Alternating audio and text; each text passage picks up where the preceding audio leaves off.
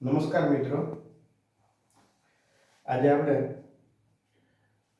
New education policy 2020 તેના प्रारूप जो प्रारूप है उसका उसमें 618 पेजेस दिए गए हैं, उनका पूरा डिटेल में अभ्यास कर रहे हैं। तो आज हम ईसीसी की भूमिका क्या रहेगी जब ये शिक्षण नीति आएगी। तो what is the role of ECC, early childhood care education? It means early childhood care education.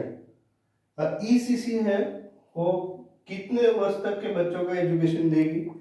3 वर्ष से 8 वर्ष के बच्चों को एजुकेशन देने वाली है।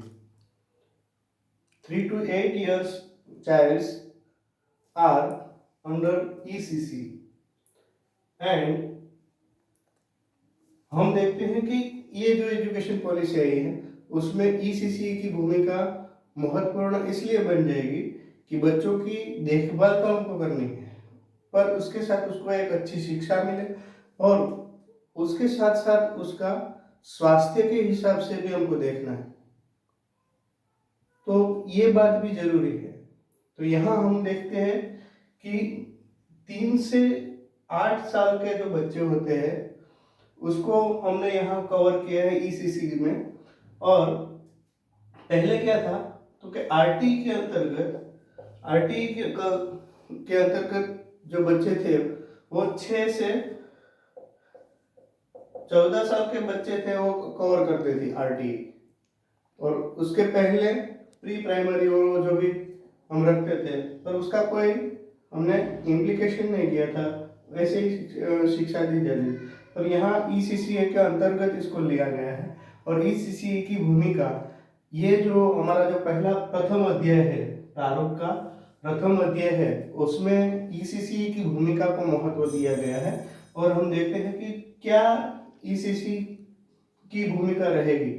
तो ये बताता है कि 3 से 8 साल के आयु वर्ग के बच्चों के लिए एक लचीली, बहुमुखी, बहुस्तरीय, खेल आधारित, हमने आगे देखा था कि कौन कौन सी प्रवृत्तियां बच्चों को चाहिए जो उसका एज के हिसाब से। तो आगे के जो मैंने समझाया था उसमें ये दिया था गतिविधि आधारित और खोज आधारित शिक्षा उपलब्ध कराना। तो ये बात अच्छी तरह से हमको समझ लेनी चाहिए कि लचीली शिक्षा भी होनी चाहिए, बहुमुखी भी होनी चाहिए, बहुस्तरीय होनी चाहिए। तो इसमें स्तर भी दिए गए हैं। 3 से 6 साल के जो बच्चे हैं उसके लिए प्रावधान किया गया है। बच्चा जो छोटा होता है उसकी जो केयर करनी है हमको, साइकोलॉजिकली करनी है, फिजिकली भी करनी है, दोनों तरह से उसको तैयार करना है शिक्षा के लिए। तो उसके संबंध में ये खेल आधारित भी होनी चाहिए, क्योंकि बच्चों को खेल ज्यादा पसंद रहता है। गतिविधियां होनी चाहिए, उसमें प्रवृत्तियां होनी चाहिए, उसके साथ कुछ खोज भी होनी चाहिए। तो ये बात है ईसीसी के कौन से हेतु के लिए काम करेगी। 3 से 8 वर्ष के जब आयु के बच्चे हैं उसके लिए लचीली, बहुमुखी, बहुस्तरीय, खेल आधारित, गतिविधि आधारित, खोज आधारित शिक्षा है वो उपलब्ध करवाएगी। दूसरी बात करते हैं तो ये कहती है कि संबंधित शिक्षकों की तैयारी करना है।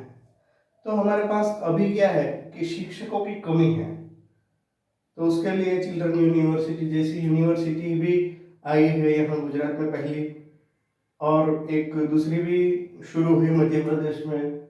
तो ये जो क्या करेगी, तो ये जो बात है कि इसके अनुरूप शिक्षकों की तैयारी करनी पड़ेगी हमको, शिक्षकों को एक मोड़ देना पड़ेगा, और वो कमी पूरी करने का काम करेगी ईसीसी। ईसीसी कोई संस्था नहीं है, एक बात ये कह देता हूँ, ये कॉन्सेप्ट है, शिक्षा के लिए एक कॉन्सेप्ट है कि किस तरह से कुछ काम किया जाए उसके हिसाब से। ये पाठ्यक्रम का भी अभाव है, अभी हम क्या बढ़ाएंगे उसका कोई मेलजोल है ही नहीं। जो बच्चा छोटा होता है इसके लिए कोई कार्यक्रम है ही नहीं हमारे पास। तो ये जो पाठ्यक्रम है उपलब्ध कराने का काम भी हमको करना पड़ेगा बच्चों के लिए। इसके साथ साथ आवश्यक शैक्षणिक गतिविधियों की भी कमी है। तो अभी जब बच्चे आंगनवाड़ी जो नंद घर होते हैं उसमें पढ़ाई करने के लिए जाते हैं, तो वहाँ भी कुछ ऐसा नहीं है कि वो वहाँ जो टीचर है वो प्रिपेयर्ड है बच्चों को क्या एक प्रारूप के हिसाब से देना है, जो कुछ कार्यक्रम के हिसाब से देना है, ऐसा कुछ नहीं देते हैं। देते हैं कुछ अंश के बराबर, बाकी कुछ नहीं देता है। यानी इतना पावरफुली हमने ये मेंटेन नहीं किया है। तो अभी उसमें फोकस करेंगे हम ईसीसीआर के थ्रू। दूसरी बात ये कहता है कि बच्चों के पालन पोषण और शिक्षण, ये तीन बातें आती है। जो छोटे बच्चे होते हैं तो उसके लिए खास ये बाबत तो ध्यान में रखनी पड़ती है, पालन भी करना पड़ता है, पोषण भी देना है और उनको शिक्षा भी देनी है। तो ये तीन बातों में पारंपरिक रूप से परिवारों की भूमिका। तो यहाँ एक जो बच्चा है वो पढ़ने के लिए आएगा, उसके साथ वो शिक्षा कहाँ से लेगा, उसके परिवार से लेगा। तो वहाँ भी उसका जो परिवार है वो भी मुख्य भूमिका में रहेगा। तो उसको जो उसकी जो परंपराएं है, जो बच्चा जिस सांस्कृतिक बैकग्राउंड में से आता है, कल्चरल बैकग्राउंड है, उसको अफेक्ट करता है उसकी मानसिकता के ऊपर। तो वहाँ जो बच्चा है उसके उसके लिए हमको जो उसका जो पारंपरिक उसका जो परंपराएं है बच्चे की, तो उसको भी ख्याल में रखना है। समझो कि हमारे यहाँ गुजरात में अलग से है, या भी हम जाएंगे तो महाराष्ट्र में कुछ अलग पड़ेगा, इससे भी आगे हम चला जाएंगे हिमाचल में तो वहाँ कुछ अलग पड़ेगा, उत्तर प्रदेश में जाएंगे वहाँ कुछ अलग पड़ेगा। तो यानी सबकी जो कल्चर है वो थोड़े थोड़े अपने अपने हिसाब से है। तो जो कल्चर का ध्यान भी हमको रखना पड़ेगा, वो कल्चरल एटमोस्फियर है उसको हमको मेंटेन करना पड़ेगा और वो परिवार के थ्रू होगा। एक बात दूसरी की गई है कि ये भूमिका को मजबूत करना है। दूसरा, ईसीसी को आरटी के अभिन्न अंग के रूप में शामिल करना है। तो मैंने ये बात आपके सामने रखी थी कि आरटी 2009 है, उसमें जो प्रावधान किया 6 से 14 वर्ष के बच्चे के लिए किया गया है। पर हमको क्या करना है, ये जो है धारा 11 के हिसाब से, एक्ट 11 के हिसाब से उसमें ऐसा कुछ कहा गया है कि 3 वर्ष से अधिक आयु के बच्चे को प्राथमिक शिक्षा के लिए तैयार करना है और 6 वर्ष की आयु पूरी करने तक सभी बच्चों के लिए ईसीसी प्रदान सरकार व्यवस्था प्रदान करे। तो ये एक प्रावधान दिया है, एक सिफारिश की है, एक रिकमेंडेशन की है। किसने की है?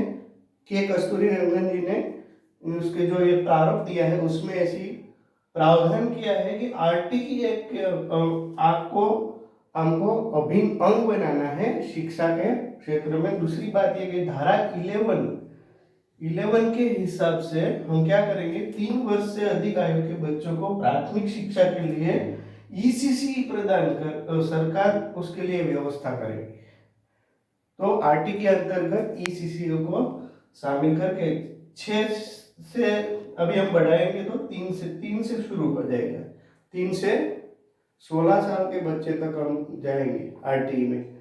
जब ये जो हमारी शिक्षण नीति आएगी तो 16 साल के बच्चे तक हम कवर करेंगे समग्र शिक्षा के हिसाब से। अब देखते हैं तो आगे आएगा हो कि क्या किस तरह से वो किया है। अभी तो प्रावधान नहीं हुआ है, पर आरटी में कुछ सुधार लाना पड़ेगा हमको, कायदा के हिसाब से संसद में पास करके कुछ ऐसा नियम बनाना पड़ेगा। एनसीईआरटी उसकी क्या भूमिका रहेगी? एनसीईआरटी करेगी क्या करेगी, प्रारंभिक बाल्यावस्था शिक्षा के लिए एक उत्कृष्ट पाठ्यक्रम तैयार करेगी। तो ये भूमिका किसको दी है? हमको जो पाठ्यक्रम तैयार करना है, संबंधित जो पाठ्यक्रम तैयार करने की भूमिका कौन कौन करेगा? हमारी एक जो नेशनल लेवल की जो संस्था है एनसीईआरटी, वो ये प्रावधान को पूरे से पूरा शामिल करके उसका एक पाठ्यक्रम बनाएगी और एक शैक्षणिक ढांचा तैयार करेगी।